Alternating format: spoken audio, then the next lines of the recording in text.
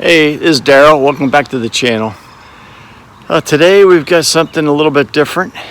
I made a new purchase yesterday. Took a ride up to Philadelphia to pick up a little prize here. And I've got it on the trailer. And we've got to wheel this trailer into the garage and get it set up right there. So I'll be showing you what we've got.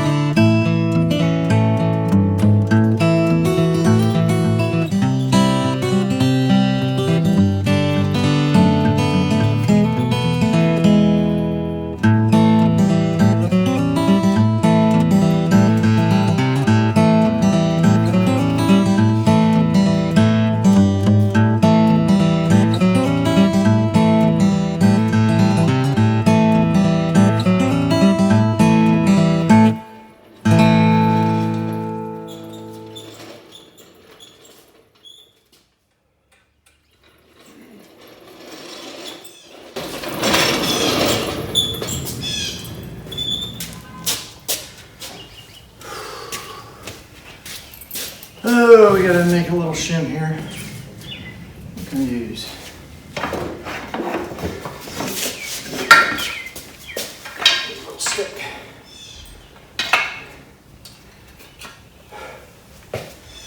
That might work. There's a lip right at the floor of the garage. I can't get over.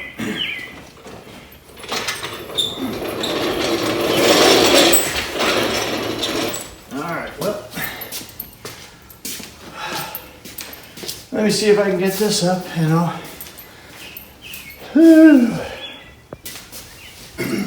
Instead of trying to ram the truck up by myself, I'm going to kind of use a shim behind, or a block behind the wheel, and maybe get the jack under it and be able to lift the wheel up onto this 1.5 inch lip on the garage floor.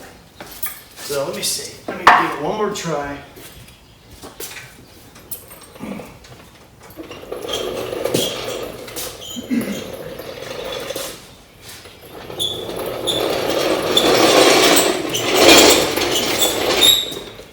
All right, we got one side. Now maybe I'll use these same 3 blocks of wood to try to get this other side. We'll see. We just need some more horsepower.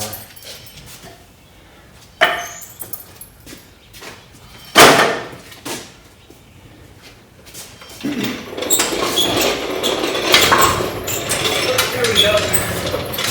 Got it.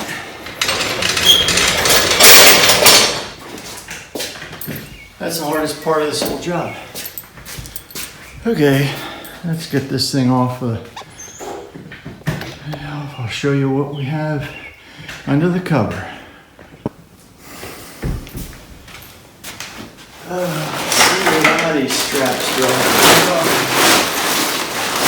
We had a lot of rain overnight when I was transporting yesterday. So overnight, I put another tarp on.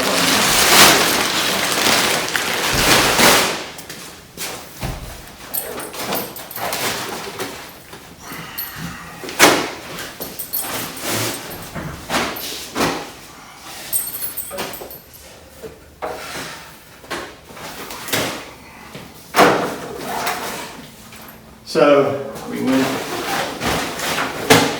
took, I don't know, 2.5 hours to get to the guy that was selling this, and got it loaded up. Nice guy, his name was Mike, and he actually had a hoist in his garage, and it was an easy load because this chunk of metal is heavy. So, here we go.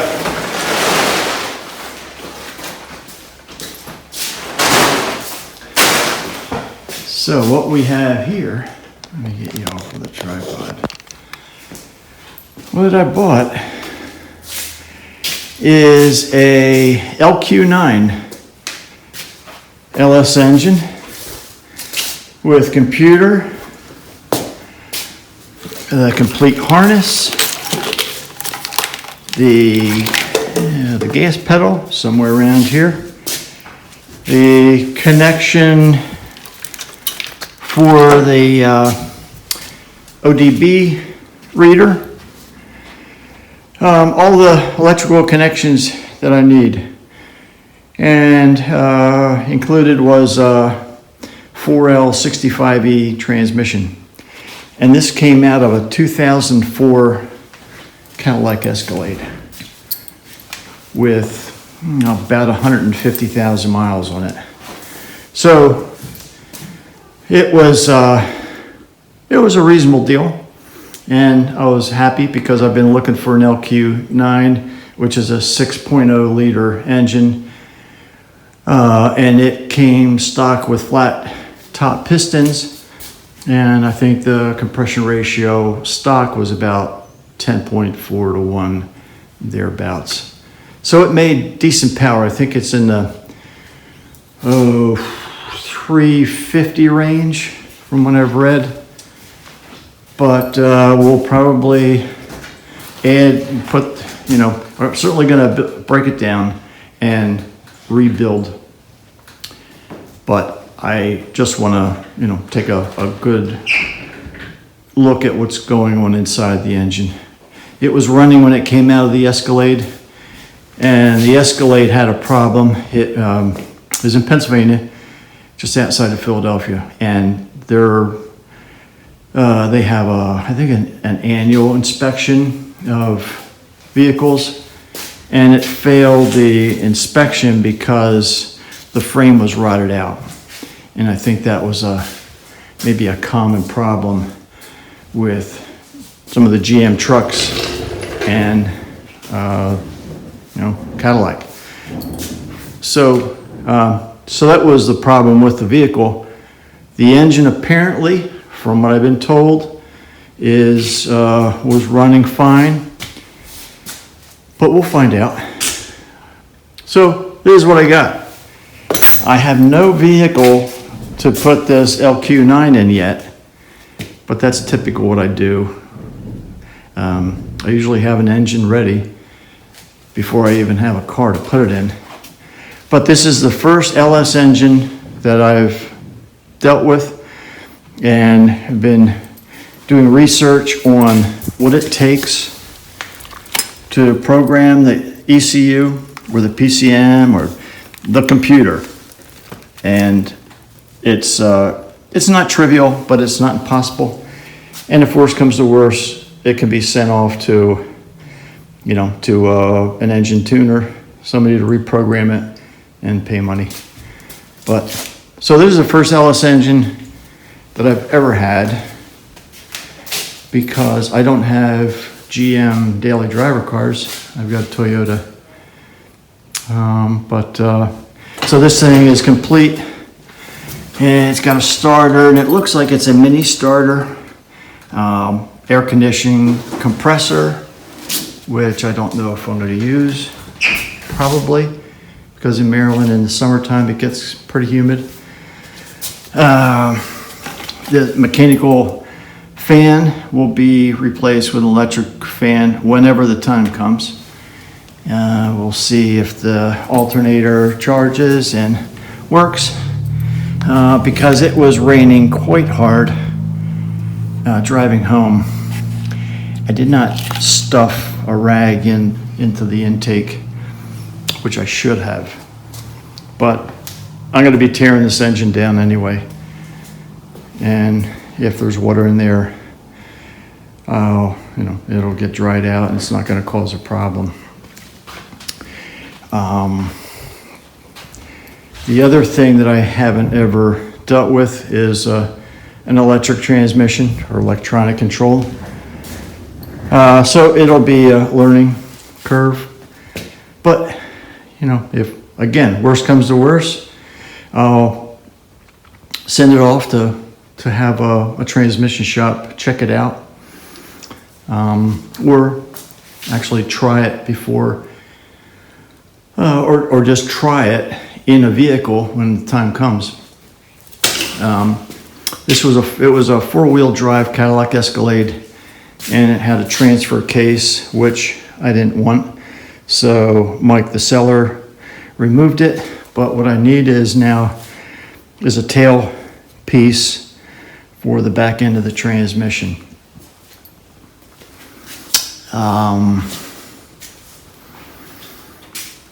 I don't see the O2 sensors on the exhaust pipes or the manifold, and I don't know, they're probably further down line. Typically they're a little ways away from the manifold. But anyway, this is a desirable engine for guys that are trying to get a lot of horsepower. With current, aftermarket cranks, different heads. This has it's a 316 head or 317 head, and there's 317. So these are decent heads.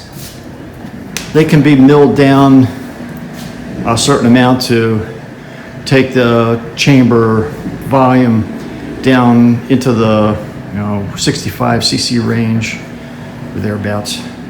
But I think these may be 73 or 74 cc. So you can get a little bit more compression from these heads. And plus the flat top pistons make good compression as well. So this engine is desirable for guys that are either going to race it or just get a lot of horsepower out of the engine. I don't know that I'm going to be investing as much money in order to get more horsepower, or if I'm going to keep it stock. As a minimum, probably port the heads, the exhaust, and port and polish the head, the intakes and the exhaust. What I have to do is certainly reprogram the computer and set the no VATS setting, which is a security type of setting, and I believe it is used for recognizing the keyless fob. So that's got to be modified, as well as some of the parameters. So anyway, this is the latest acquisition, and I was pretty excited because I've been looking for one. I did not want to get a 4.8 or a 5.7 liter I wanted to go to the 6.0 just because they're more desirable for a lot of guys. And they can make a lot of power. So let me try to get this transmission off the engine. We're gonna put it, we got the engine stand ready to go, and I've got to get my lift out to lift this beast. It's physically large. It's still considered it's a Gen 3 small block Chevy or small block GM. So it's considered small, but with exhaust manifolds on it, with all the accessories on it, it builds out the volume of the entire engine. So we'll strip it down, get everything cleaned up, and start tearing into the top end of the engine. And we'll take a quick peek at the bottom end to see how far off or how the cylinder walls have worn, and check out the rings. I might keep these 317 heads and have them milled. I don't recall the exact figures. It was around 20 thousandths. That is close to the maximum before you start having interference with valves. The other thing consideration is a new cam for it. So if any changes are made to the engine or transmission, the computer has to be reprogrammed. So let me get this thing started to disassemble.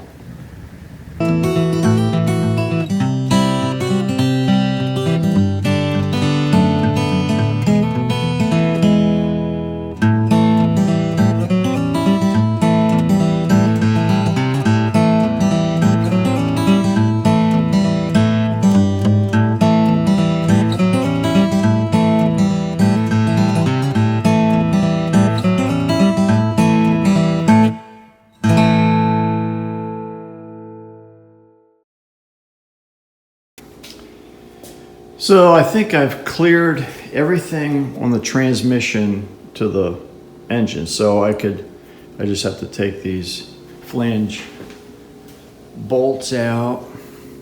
The hardest part, and I just spent a half hour trying to get this plug off of this connector on the transmission, and this is the shifter linkage. So I think that is maybe an indicator to the dashboard of what gear the transmission's in. Oh, I finally got the connector off. It has like a slide clip, and and when the clip is down, it's in the open position. You can pull the connector off, but if it's back into that position, then it's locked in place. So, I mean, it's a good design. I didn't realize that's what it took to open up that connector. When I first looked at the engine and picked it up yesterday, which was on Friday, I thought I saw the connector that the ODB connector that's under the dash. Well, and in fact, I couldn't find it earlier, but here it is. All right, so at least we can maybe power up the computer and read any codes, or see if we can read some codes. We just need to put power on. Here's ground, and I thought I saw. Okay, and here's plus 12 volts, so we can connect that up. What else? Took a few odds and ends off here. I wanted to take off this clutch fan, but it has I don't know if that big bolt down there is holding it on, but And maybe the water pump is all one assembly, but I kind of doubt it. So we'll see. I'll take a closer look, maybe once I get this transmission off. So I've got to get a couple more bolts on the bottom of the transmission loose, and then we'll lift the engine up a little bit and hopefully break the transmission loose and slide it apart. So let's see what happens.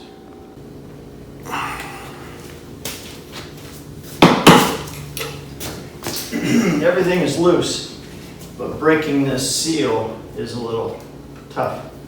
I could get behind the starter a little bit, and it's starting to open up some.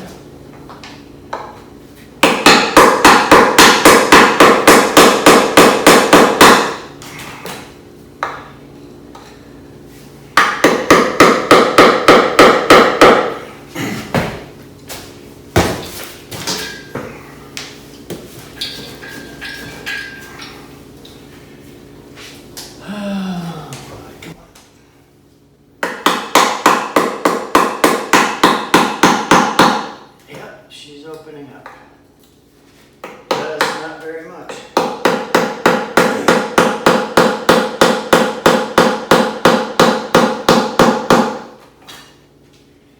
It's coming apart. I don't want to break anything. Oh, here we go. Should go pop loose. Got this tray on the way.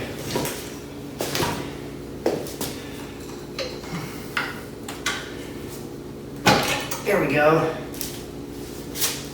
Now I'm sure we're going to be dumping more transmission fluid out of here.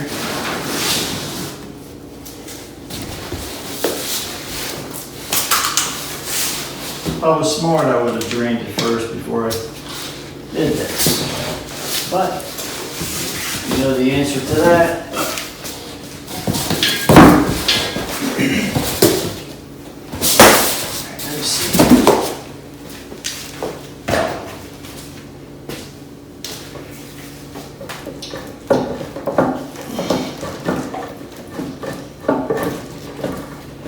She's coming.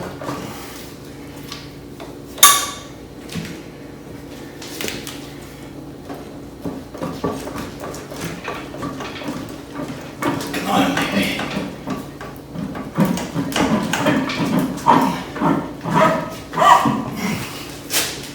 Yes. All right.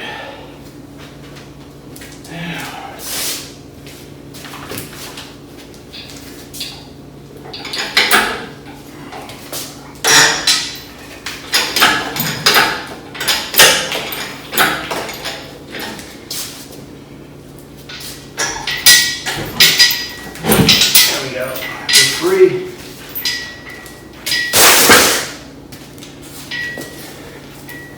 Now, I'm going to take this torque converter off, and then I can get the engine stand and mount the engine. All right. Let's get all this stuff out of the way. Fuel lines, cables galore.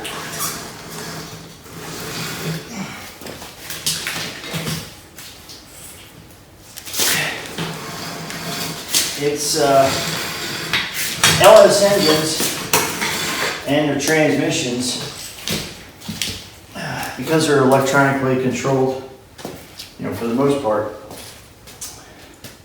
just have a lot of sensors. I'm used to first gen small block Chevys, and you know, some Fords that were just the old school. And these guys are a little bit more complicated, but that's okay.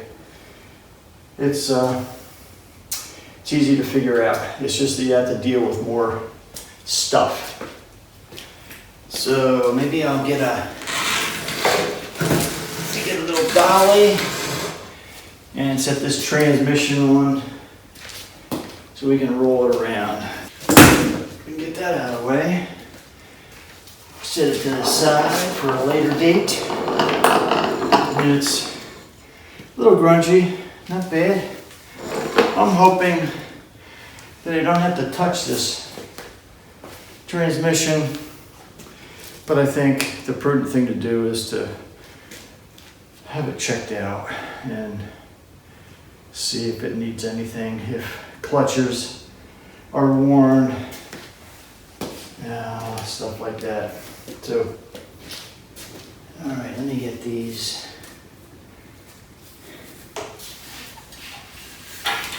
bolts off of the torque converter. I don't know what size it is.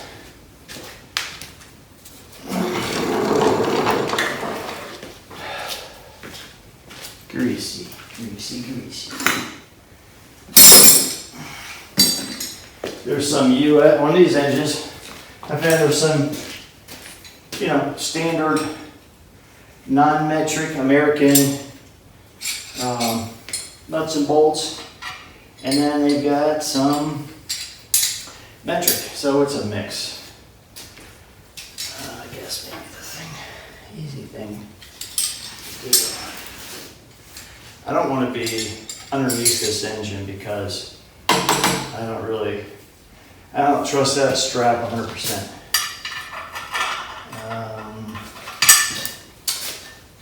Doggone. All right, let me see. I gotta figure out how to get this thing off. So we got the transmission apart from the engine. I pulled off the torque converter, and that was a slightly chore because I had to take off the starter to get at the mounting bolts. So what I found and I don't know if you can see it, what I found on the flywheel is I've got a crack right across one of those spokes. So I don't know if it's repairable, but probably end up getting another flywheel. Put the engine mount on, but because I couldn't get it on symmetrically, this is a plugged hole. I guess maybe I could have brought this one down here. That would have been symmetrical, and bring this down to the bottom. But anyway, the engine is not straight up, and I tried to release some of the pressure from the hoist, but this just keeps slipping. I do not like this. It's a seat belt, but it's holding it, but you don't know if it's gonna tear. So what I'm gonna try to do is straighten this engine up because it's gonna flop over to its side. I think once I get the heads off and some of the other accessories, should be able to straighten it up. But right now, I tried to straighten it up with a little bit of lift on the hoist, and I just can't do it. It's just too tight, it's either jammed or it's just top heavy on the engine. So let me see if we can try to get this done. And then, the other thing is, I pulled the spark plugs out to take a look at them, and they look okay. I mean, they're all uniform. This one is ideal. And I guess they're the iridium type of spark plug. I think it's, I could read this one. What was it? I think it's a 6245. It's either a 6 or a 5. I don't know. Probably end up getting new spark plugs anyway. But these look okay. I mean, for for a car that's got 150,000 miles on. I'm guessing that they may be original, or they could be. You never know. In my Camry, I haven't ever touched the spark plugs, and they're this iridium type, and they go on forever. What I did find is the back 4 spark plugs, 2 on each side, they were basically almost hand tightened in, and they were pretty loose. The third one on the driver's side was also pretty loose. I guess that's cylinder number 3. Cylinder number 1 and 2, I think they put them on with an impact wrench. So that was a bear, and they were probably the easiest ones to get to with the engine in the car. So let me see about trying to get this hoist and engine stand working. And I can get this engine upright.